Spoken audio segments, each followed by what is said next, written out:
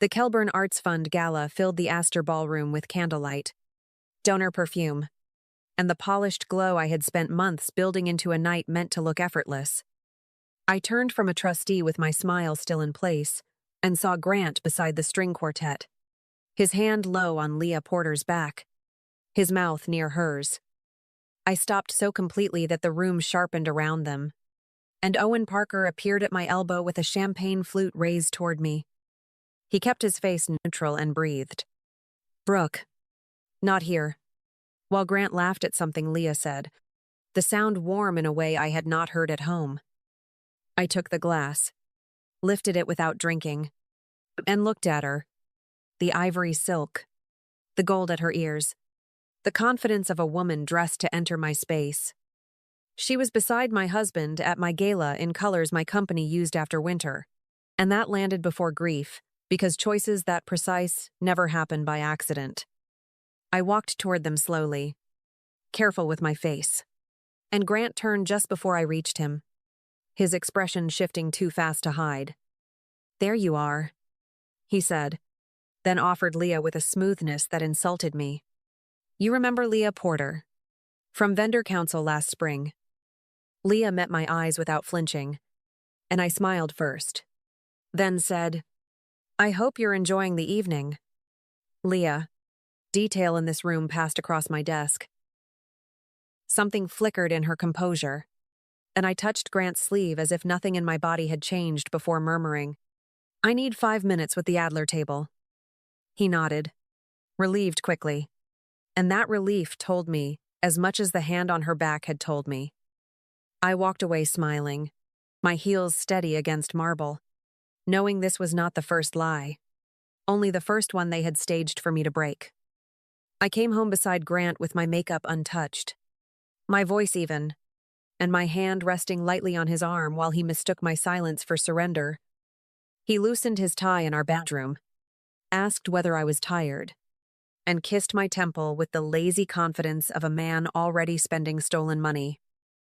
I told him it had been a long night, waited until his breathing deepened, then lifted his phone from the nightstand exactly where comfort had left it. The messages with Leah stretched back 13 months, and by the third screen I understood the gala had not been carelessness. It had been deliberate theater staged specifically for me. They had mapped out my likely reactions in plain language. Public embarrassment, donor fallout, emotional instability, each phrase written like a business forecast instead of betrayal by two practiced liars. Then I opened the attachment labeled Postnuptial Amendment and saw notes about commingled interests. Filing first, and building leverage through a version of me they wanted documented. I kept reading because hurt was useless unless it could hold up under daylight. And the next thread gave me the line that finished Leah in her own mind. Grant wrote that once the settlement closed, he would clean up loose ends, cut personal contact, and leave her with whatever story kept her quiet when he was done. I sat on the bathroom floor with the marble cold through my gown hem, photographed everything, forwarded everything, and named each file with the time. When I returned his phone to the nightstand, the room looked unchanged, and the unchanged room was the only mercy I was getting that night. By morning, I had showered, copied the files twice, and made eggs the way he liked them while he smiled across the kitchen island at breakfast. "You seem better," he said, surprised, and I handed him his plate before answering. "I slept well, because men are easiest to read when relief reaches them first." The second Grant's car cleared the gate. I called Owen and watched the driveway through the kitchen window while my own reflection looked calmer than I felt. I told him to freeze every approval Grant could touch without triggering alerts. Vendor releases, treasury access, shared drives, signature routing, and anything tied to donor communications. Owen did not waste words trying to comfort me. He only asked, "How far do you need this locked down?" And I answered, "Far enough that he feels safe today." My next call went to Dana Reeves, because the postnuptial amendment, the filing notes, and the commingled language on Leah's attachment had already turned betrayal into strategy.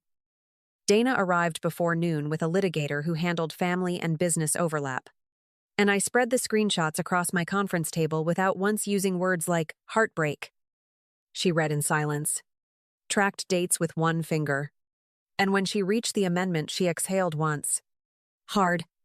Then asked whether Grant knew I had copied it. I told her he believed I was still asleep inside the marriage. And that answer seemed to settle the room faster than anything else I could have said. Dana pulled corporate records, traced recent distributions, and found a new LLC sitting exactly where the messages suggested, close enough to Maddox House money to cloud the picture later. Then she found the witness line on the amendment, and Thomas Kincaid's signature sat there clean and finished like a knife placed back in its drawer. For a full second, I only looked at the name, because Thomas had funded my first collection, taken my calls at midnight, and taught me how power hid itself. Dana kept moving, which was why I trusted her, and laid out the next steps in language built for court rather than comfort. File first. Preserve records. Seek temporary restraints. Control narrative. I nodded through every instruction while the evidence stayed where it belonged. On paper, in timestamps, in signatures. Because grief could wait, but a legal timeline never would. I called the emergency board session for noon, gave no agenda beyond governance review, and let Owen quietly strip Grant's live approvals before anyone inside Maddox House sensed movement shifting. Thomas Kincaid walked in last. Silver tie. Careful smile. Still carrying the posture of a man who believed experience could soften any room before truth reached it there at all. He looked at me, then at the board packets waiting by each chair, and I watched the first uncertainty cross his face before he sat down without being asked twice. I placed the postnuptial amendment in front of him with the witness line uncovered, and his own signature changed the air faster than any accusation could have managed that day. Thomas touched the page once, withdrew his hand, and tried the language men like him always try first. That he assumed it was routine estate housekeeping between husband and wife.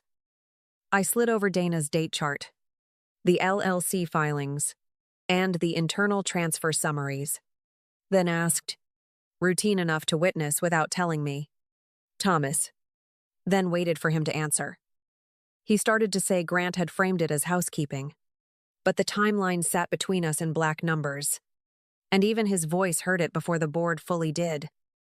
No one in that room needed me to raise mine, because signatures, filing dates, and diverted distributions had already done the humiliating work more cleanly than anger ever could.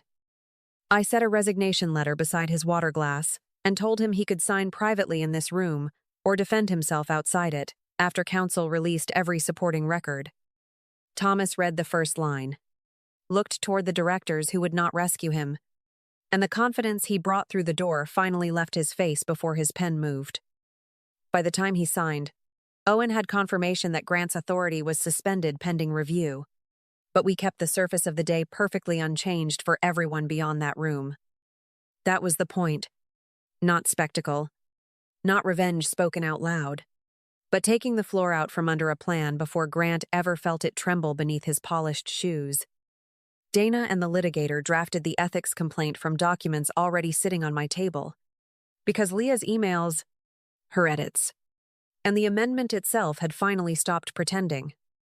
Every allegation matched something tangible: conflict, concealment, self-interest, and procedural misconduct. And that precision mattered more than outrage, because outrage could be dismissed while metadata stayed. By Tuesday afternoon, the complaint was filed. The litigation hold was out, and Porter Wexler had noticed that records tied to Leah Porter were no longer optional.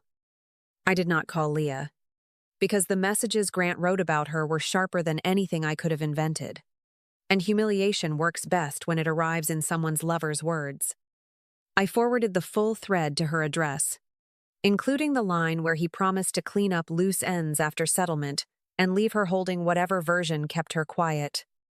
Then I added one sentence: Page 7 matters more than page 1, and sent it without anger, because the evidence was already carrying the part of me that once would have screamed. Leah called Grant within the hour. And I know that because her attorney later produced the email chain, preserving what followed once she realized his promises had an expiration date. He tried to calm her, then tried to deny context, then finally said too much, confirming the Gala setup, the filing strategy, and the performance they expected from me. By the end of that exchange, she understood what I had understood on my bathroom floor, that she had not been chosen either, only positioned. That was the break I needed. Not tears, not a public confrontation, but the moment two conspirators stopped trusting each other and began protecting themselves from the same evidence. Dana folded the new materials into our case, and the complaint against Leah now carried the shape her own involvement had tried to blur. I did not feel sorry for her, because women who draft the trap do not become victims just because the man beside them planned one betrayal. By Thursday morning, my petition was filed in Cook County, with motions preserving records, freezing questionable transfers, and locking business authority exactly where Grant could no longer touch it personally. Dana's tracing schedules traveled with it, along with donor-funded expenses, private gifts, and the side structures he had treated like secrets instead of usable courtroom evidence anywhere at all. Filing first was never about drama for me. It was about fixing the timeline before Grant could walk into court, wearing my silence like polished innocence for strangers later there. He came home that night with white roses and a dinner reservation. Smiling at the kitchen lights as if charm could still reach places, facts had already sealed shut there. I was waiting at the table with the filed petition, the preservation notices, and the written suspension of his authority resting in a straight line before me there in silence. He stopped after 2 steps, looked from the papers to my face, and I watched him understand that every soft landing he had counted on was already gone for good. He tried warmth first, then confusion, then that careful, husbandly hurt designed to make a woman explain herself before she has finished protecting herself from him completely and cleanly now. I slid the top page toward him and said, "My attorney prefers your explanations in writing now. Then let the county stamp answer the rest for me tonight in full." His hand touched the petition, moved to the authority notice, and stayed there when he saw the dates, because dates are harder to charm than frightened people in rooms anyway. He asked how long I had known, and I told him. Since the Gala, while the white roses between us began to look like something left at a funeral table. Then he tried bargaining. But Dana's schedules, Leah's emails, and Thomas's signature had already narrowed every exit until even his remorse sounded like a delayed business strategy tonight, there too. I gave him 48 hours to move into the guest wing. And what finally broke him was not anger in my voice, but the complete absence of my belief. After the filing, Grant lost access in ways that looked invisible from outside. But inside Maddox's house, every chair, calendar invite, and approval line moved. Owen rerouted donor meetings, treasury requests, and vendor calls without spectacle.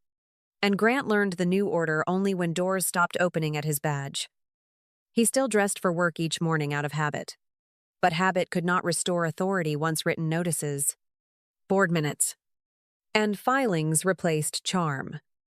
Leah's fall was quieter and meaner, because firms like Porter Wexler do not bleed in public when they can cauterize behind conference room glass. Her name disappeared first from client emails, then from 2 active matters. And by the following week, her office number rolled to reception downstairs. Dana forwarded the settlement terms to me without commentary, and the amount paid into my legal fund told me exactly how afraid they were privately. Thomas lasted longest in social circulation, which made sense, because men like him survive on old introductions long after substance drained from the room there. Then the winter donor book went out without his photograph. His name vanished from the chairman's letter, and Chicago understood the exile without explanation immediately. No one called me for gossip because I had given them nothing theatrical to consume. Only clean governance, filed pleadings, and a business meeting forecasts. Discovery moved faster than Grant expected, and every document he once treated like leverage now arrived organized, dated, and cross-referenced by people who did not scare easily.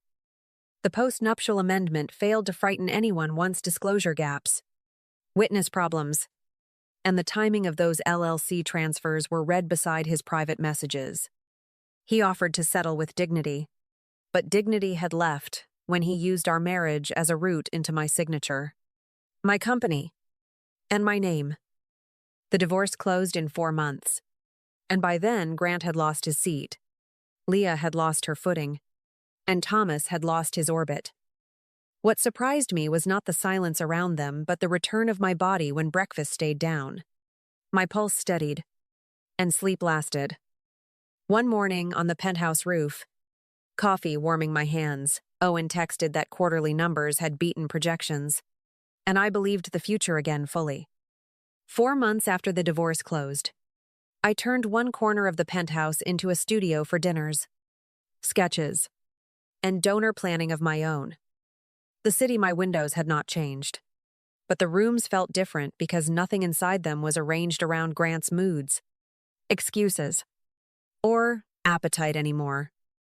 I could leave a glass on the counter, hear my phone ring, or step into my closet without my body bracing for the lie again. When the Winter Arts Circle returned to the Blackstone the next season, I accepted the invitation without testing excuses first, which proved healing had substance. I wore black instead of my signature ivory, walked through the ballroom on time, and noticed the chandeliers before I noticed who might be watching. Nothing in room belonged to my marriage anymore. Not the music, not the marble, or the light, because I had stopped giving things my language. Owen found me near the bar after the speeches, handed me sparkling water, and smiled when I took it steady, saying, "You look like yourself." I looked at the glass, at my hand, at the fact that neither one was shaking, and answered, "No, better. I look like myself now." He did not crowd the moment or dress it up as rescue, and that restraint felt cleaner than every promise Grant had ever made me. Maddox's house kept growing. The quarter closed above forecast, and interview requests multiplied. But I let them wait until I wanted my voice heard publicly. One sunrise on the roof. Coffee, warming hands.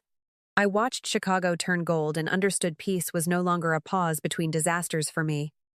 It was the floor under my own life, built back by evidence, boundaries, work, and the quiet decision that nobody would ever use me again. Thank you for staying with me through this story and holding space for every hard truth inside it.